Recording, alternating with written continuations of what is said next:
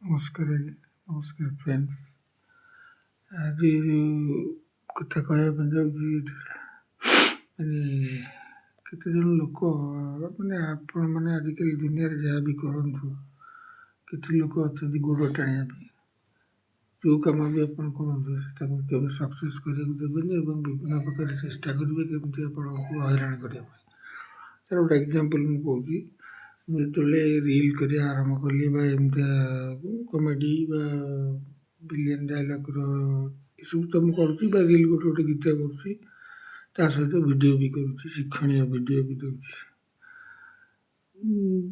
ଦେଖୁଛି ବେଶୀ ମୋତେ ମିଡ଼ିଆରେ କେହି କମେଣ୍ଟ କରୁନାହାନ୍ତି ସୋସିଆଲ୍ ମିଡ଼ିଆରେ, କିନ୍ତୁ କମେଣ୍ଟଟା ଆସୁଛି ବେଶୀ ଆମର ଗାଁରେ କିଛି ଲୋକ, ଆମ ଏଠି ଆଉ କିଛି ଲୋକ ଅଛନ୍ତି ବାହାରେ, ବୟସରେ ବହୁତ ବଡ଼ ସେମାନେ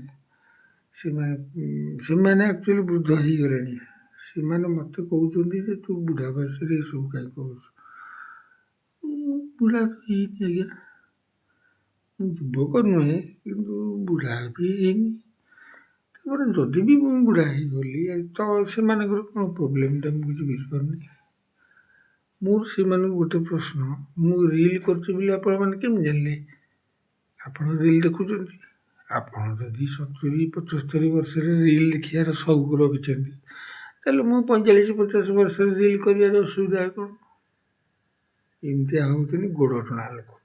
ଆଙ୍କୁ ସବୁ ହୁସିଆରି ଥିବେ ଆଜ୍ଞା, ଯେଉଁମାନେ ଭାଇ ସୋସିଆଲ୍ ମିଡ଼ିଆରେ ଭାଇ ଏସବୁ କାମ କରୁଛନ୍ତି, ଏସବୁକୁ ଭୃକ୍ଷେପ କରିବେନି, ଆପଣଙ୍କ କାମ ଆପଣ କରିଚାଲିବେ।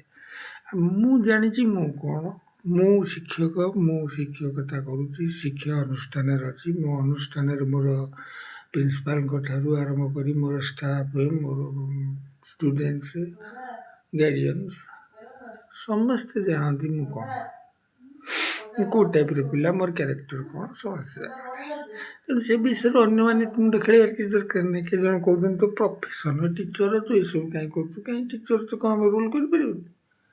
ତାହେଲେ ତ ଆମର ପ୍ରଦ୍ୟୁମ୍ନ ଲେଙ୍କା ରୋଲ୍ କରିନଥାନ୍ତି, ସେ ଜଣେ ଲେକ୍ଚରର୍। ଏଗୁଡ଼ାକ ଫାଲତୁ ଲୋକମାନେ, ଏମାନଙ୍କ କଥା ଶୁଣିବେନି। ଯେଉଁମାନେ ବି ଏସବୁ କରୁଛନ୍ତି କରନ୍ତୁ, ଏଇଟା ମୋତେ ଖୁସି ଦେଉଛି। ମୁଁ ରିଲାକ୍ସ କରୁଛି, ମୁଁ ନିଜେ ଏନ୍ଜୟ କରୁଛି।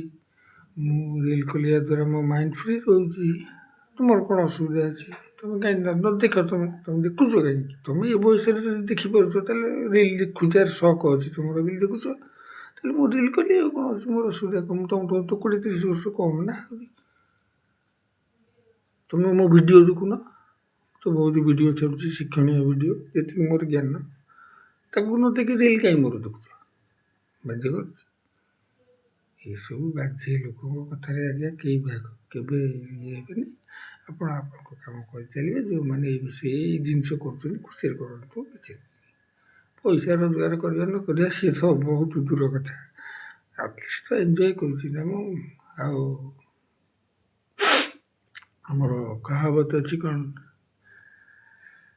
ଲିଭ୍ ଫ୍ରି, ଲିଭ୍ ୟଙ୍ଗ, ତାହେଲେ ଦୁନିଆରେ ତିଷ୍ଠି ପାରିବ। ତେଣୁ ମୁଁ ସେୟା ହିଁ କରୁଛି। ଧନ୍ୟବାଦ।